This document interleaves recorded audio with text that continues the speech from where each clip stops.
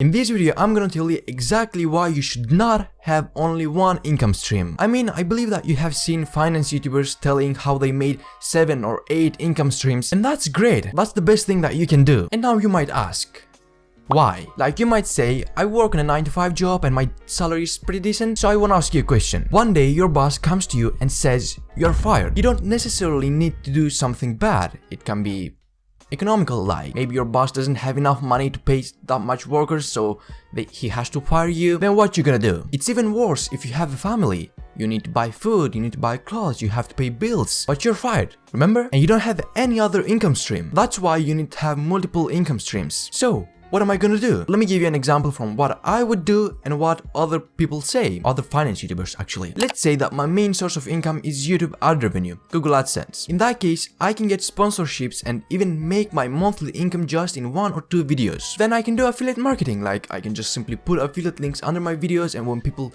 click on those and buy stuff, I will get a commission and make money.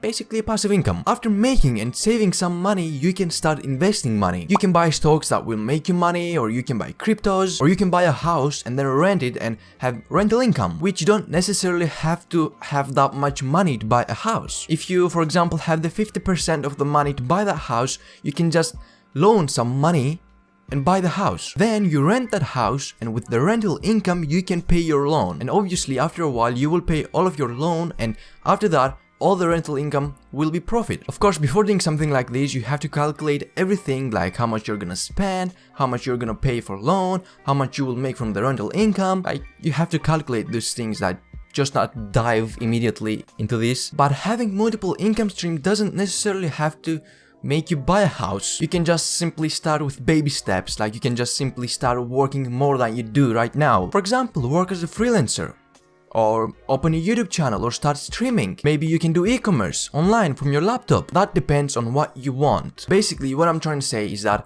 if you have a full-time job or a part-time job, just start doing something else so you can make some more money. At the beginning, it might not be that much, like it might be some few bucks, but still, just start doing something. That few bucks in the future will be a few thousands maybe. In short, having multiple income streams is quite important. I mean, I already gave you an example, but if you get fired, well, in this scenario that we just created, even if you get fired from your full-time or part-time job, you will still be able to live, you will still be able to pay your bills, buy food, buy clothes, because you will have savings, you will have investments, you will have some other sources that make you money. Also, it's not all about surviving, it's also about living. If you have only one source of income, a salary, your chances of getting rich is like 0, because you get the same amount of money every month. Even if you get promoted, you will just make some more money for that period of time, like then still go on the same level. And let's be honest, if you have only one income stream, you will be stressed. Like, even if you're confident, if you trust your boss or stuff like that, you still have that question in your mind, what if I get fired? What if something happens and I have to leave my job? Then what would I do? And basically, if you have multiple sources of incomes, you won't be stressed, you will be happier, because you will know that even if you get fired, you will still have sources of income that make you money. I mean, even if you want, you can just simply quit your 9-to-5 job. I mean, of course, to do something like that, your other sources of income,